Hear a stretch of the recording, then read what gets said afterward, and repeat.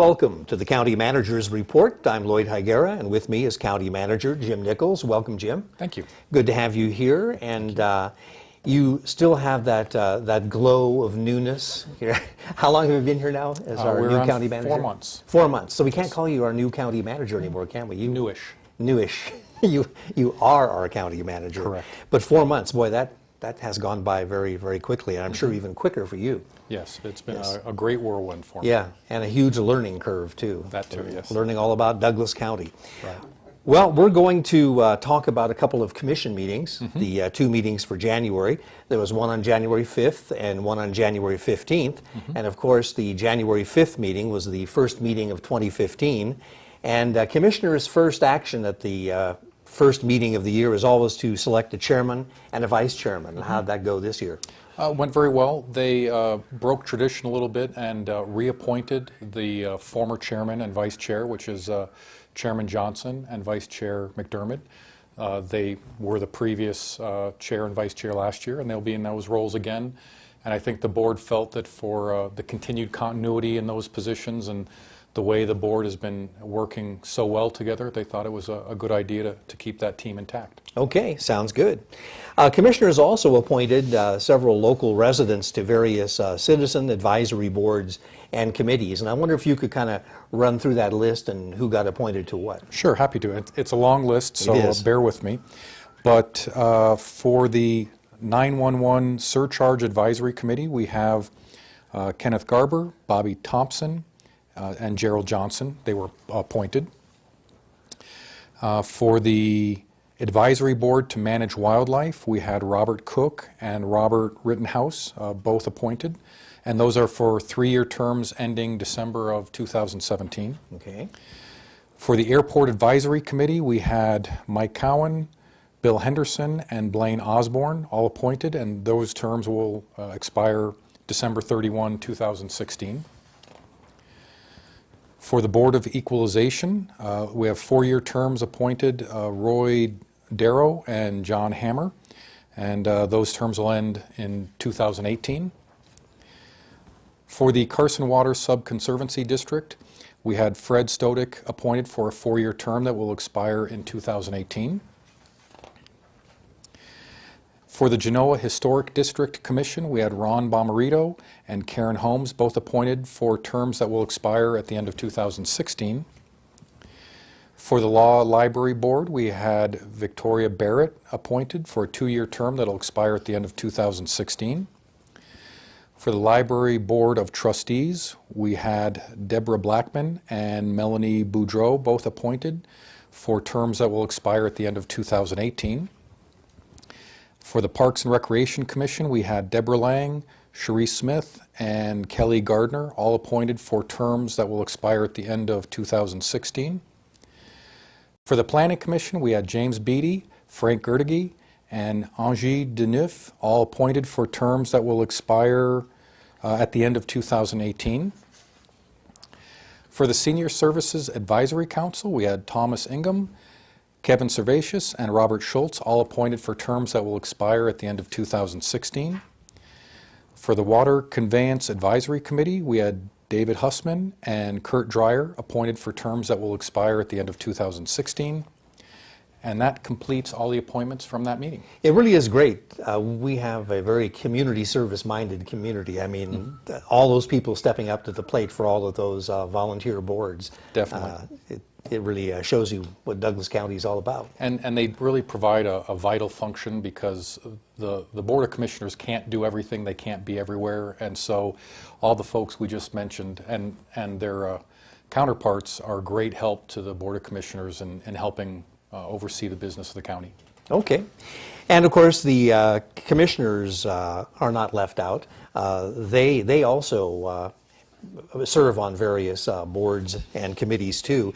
And in fact, I mean, a lot of people think that the Board of Commissioners just have 2 meetings a month and that's it. But why don't you kind of, give us a sample of the boards that they do serve on, because there's just so many, they're so varied too. Right, and we have some very involved and very busy commissioners. Commissioner Steve Thaler, who is brand new and was joined us last month, he has taken on the Carson Valley Chamber and Visitors Authority, Carson Valley Arts Council, Lake Tahoe South Shore Chamber, the Law Library, the Nevada Association of Counties, which is also called NACO. He's going to be an alternate for that group. The Nevada Tahoe Conservation District, he'll be an alternate for that group. And then the Western Nevada Development District, he'll be serving on. So he'll be doing something pretty much every week. There'll be something going on. Right, yeah, But you're right. his is a short list. Yeah, we have some that are even longer than that. Commissioner Johnson, he will be serving with the Carson Water Sub-Conservancy District, the Nevada Association of Counties, which is NACO, the Nevada V&T Railroad Commission, and he will be an alternate on the Nevada Works Group. Commissioner Greg Lynn will be serving with CAMPO, the Carson Water Sub-Conservancy District. I believe he's the chair this year for that group. The Debt Management Commission and the Regional Transportation Commission are all under his authority. In the area of overcommitment, we have Commissioner McDermott, who is serving on the Joint Powers Waste Management Group. The Carson Truckee Water Conservancy District, she'll be an alternate for that group. The Lake Tahoe Visitors Authority, the Lake Tahoe South Shores Chamber, she'll be an alternate there. The Regional Transportation Commission, the State Line Stormwater Association, Tahoe Regional Planning Agency, the Tahoe Transportation District, and the Tahoe Douglas Visitors Authority. So she's going to be pretty busy as well. Pretty full plate. And then finally, last but not least, we have Commissioner Penzel. He is serving on the Carson Water Sub-Conservancy, the Carson Valley Chamber and Visitors Authority. He'll be an alternate there. The Carson Valley Arts Council, he'll be an alternate for that group. The Law Library, the Nevada Tahoe Conservation District, the Nevada V&T Railroad Commission, he'll be an alternate there. And then finally, the Northern Nevada Development Authority. Wow. So, yeah, the commissioners do stay busy, that's for sure. Yes, they definitely do. At that meeting, there was one other item I wanted to mention, and that is commissioners considering sanctions on the liquor license of Walmart in Gardnerville for a second violation of selling alcohol to a minor. So what kind of sanctions are taken there? Well, fortunately, the representatives from Walmart were there, and they acknowledged the issues that had occurred at their store. They were instructed very firmly about the need for additional training and instruction for their cashiers or anyone who basically sells alcohol. And they were told that they basically have a 2-year window that they cannot see a repeat of this type of behavior, or else sanctions could grow. I see. Okay. So they got a warning and also more training for employees, Correct. basically. Correct. Okay. Well, let's move on to the January 15th meeting. That was also a very compact meeting, very short. Yes. And something we've been talking about for quite a while, commissioners approving a couple of ordinances, and this is the second reading for the ordinances, so this is a done deal now. Correct. And it was the area plans for Round Hill, a portion of Douglas County outside of the South Shore area plan, Kingsbury Manor Mobile Home Park, and of course the implementation of the Tahoe Douglas area plan. That all ties together. So Correct. This is something that has finally come to fruition. Right, and it was a bit anticlimactic, which isn't a reflection of all the work that went into it. But both of the action plans that were approved are critical because they are now in alignment with all the regulations and requirements of the TRPA, which is the Tahoe Regional Planning Agency. And it's a big step forward for the county as far as ensuring that we have a well-thought-out, well-planned region in that area that, as I said, will be in compliance with all the TRPA requirements as well. And Douglas County has really been a leader in this too, haven't they? Yes, we have. And that's why this has been such a significant labor for the county. Is we've been out on the cusp as far as doing this work and preparing, and it's going to serve the community well. Okay.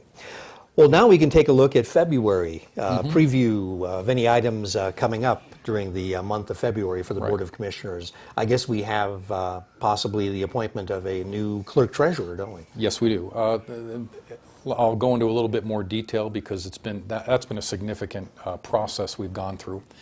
At the February 5th meeting, we will be bringing the 3 finalist candidates to the board for their consideration. We recently held a public reception, a meet and greet event where the 3 candidates were interviewed by the advisory committee and then later had the opportunity to meet with the general public, whoever decided to show up. Each candidate also gave a short speech on their credentials and their qualifications that make them best suited for the position. And then the advisory committee met and, you could say, reviewed the events from that evening and how the candidates fared, and decided to bring all 3 candidates forward for the board's consideration. We will not be ranking or giving any kind of listing as far as the candidates are concerned. We're giving them, all 3 names will go to the board for their consideration. And then the board will really have 4 different options. They can select one of the candidates. They can decide that they want to conduct one-on-one interviews with 1 or more candidates, and that would be in a private setting. They can decide they want to have a public interview process similar as to what was done for the county manager process, and that could be done with 1 or more candidates in an open public session. Or they can decide that they want to reject all candidates and direct me to start the process over. I'm hoping it's not the latter. Hoping very hard, I imagine, yes. Okay, so that'll be exciting. We could possibly have a new clerk treasurer if commissioners decide to take that option. Correct. But they have other options available. Exactly. Okay. Anything else on the agendas in February? Well, the other thing that'll be coming up, and it relates to one of the items I just spoke about, we have found with the boards, or with the Board of Commissioners' different assignments that we just mentioned, unbeknownst to us, there are some conflicts with meetings, and one of the board members is basically faced with having 2 meetings at the same time on the same day. So we'll be bringing back that list and looking to see if any of the commissioners want to swap assignments so that none of them have conflicts with some of the obligations there. Okay. That'll be one of the other things coming forward to the board. Anything else? Nothing of consequence, but I do want to mention, and it's been out in the press and in the public quite a bit lately, was intended to have an item during a January meeting related to the Douglas County Sewer Improvement District project, which is their ponds and then some flood mitigation work that they were intending to do. It's been very controversial and something that's been a big concern for residents in that area. And I think it's worth noting for the public's general information that that item has been pulled by the applicant until further notice. So indefinitely, that will not be coming back to the board anytime in the near future. And that is based on the applicant's request that they just needed more time. Okay. Well, Jim, I want to thank you very much for all the information you shared here on the County Manager's Report. I'm Lloyd Higuera for County Manager Jim Nichols, and we'll see you next time right here on the Douglas County Manager's Report.